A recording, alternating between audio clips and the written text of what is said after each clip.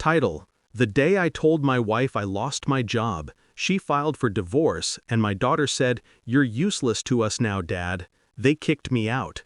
But they didn't know I had just received $8 million. Start. I still remember the silence after I told them.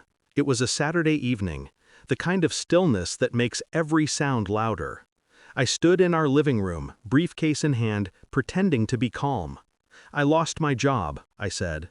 My wife didn't even blink. My daughter looked up from her phone, frowning like I'd interrupted something important. No one asked how I was doing. No one asked what happened. Instead, my wife's voice came sharp, rehearsed. "Then there's no point dragging this anymore." She slid an envelope across the table. Divorce papers, neatly printed, signed. Her signature looked confident, practiced. My daughter stood up, eyes cold. "You're useless to us now, Dad." That line, it didn't just cut, it hollowed me out. They kicked me out that night. 2 suitcases, a duffel bag, and silence where a family used to be. What they didn't know, what no one knew, was that 2 days earlier, my company had finalized a buyout. My severance package? $8 million. After taxes, still enough to start over, or to end things properly. I met Claire 20 years ago. She was charm wrapped in ambition. The kind of woman who knew how to make everyone in a room feel seen, except the one who actually needed it. We built everything together. Late nights, joint dreams, whispered promises about one day. When our daughter Leela was born, I swore I'd give them everything I never had. I worked the hours no one wanted, took the flights no one volunteered for. I missed birthdays, anniversaries, every sacrifice labeled for the family. Turns out, the family was conditional. It wasn't the divorce papers that broke me. It was what I found when I went to collect the last of my things 3 days later.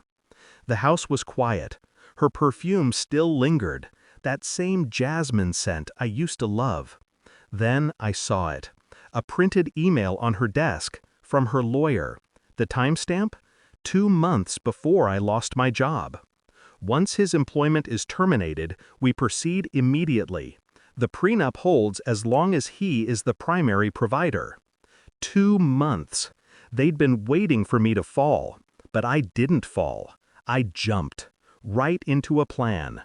I rented a small apartment under a shell company name, used my new bank account, hidden, clean, moved the $8 million there quietly.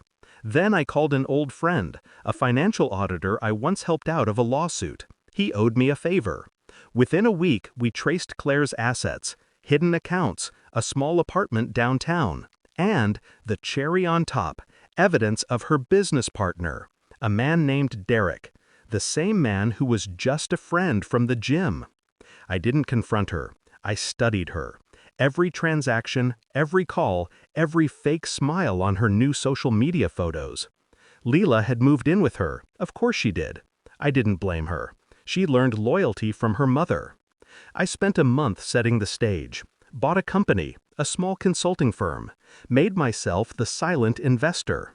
Through it, I began acquiring 2 things: leverage and silence. Derek's company? I bought 42% of it through proxies. Claire's lawyer? I hired his ex-associate for my side, quietly. By the time Claire filed the official divorce claim, my assets were invisible. All her claims about joint finances pointed to empty shells. But I wasn't done. I wanted her to see the fall. 2 weeks before the court hearing, I invited them both, Claire and Derek, to lunch. I said I wanted closure. We met at the same restaurant where I proposed to her. Same corner table, same candlelight. She looked radiant and smug. Derek sat beside her, hands on the table like he owned the place. I smiled, ordered wine. Then I slid a folder across to her. Inside, bank statements, photos, and signed proof of Derek's company sale to my holding firm. Her face drained. Derek froze. "This can't be real," she whispered. "It's real," I said quietly. "And the funds your lawyer mentioned in your claim? They're gone. All liquidated." Derek stood up, angry. "You can't do this!" "I already did," I said. "And by the way, your company board just voted you out. Check your email." He stormed off. She stayed, silent. I leaned forward.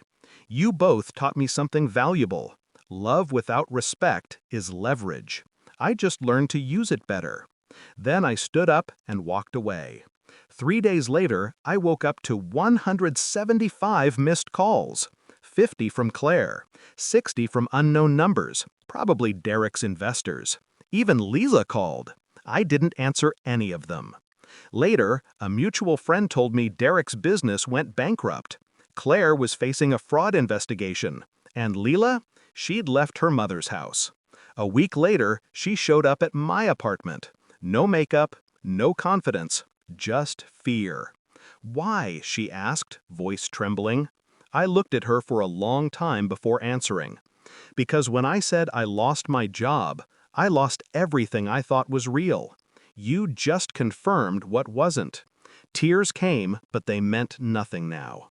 "I loved you once," I said, "but you sold me for security, and you lost both." She reached for my hand. I didn't move. "You destroyed me," she whispered. "No," I said calmly, "you destroyed yourself. I just stopped saving you. Now, I wake up before sunrise. Coffee in silence. No arguments, no judgment, no pretending. Sometimes I still see Leela. She's trying to rebuild things, slowly. I don't hold it against her.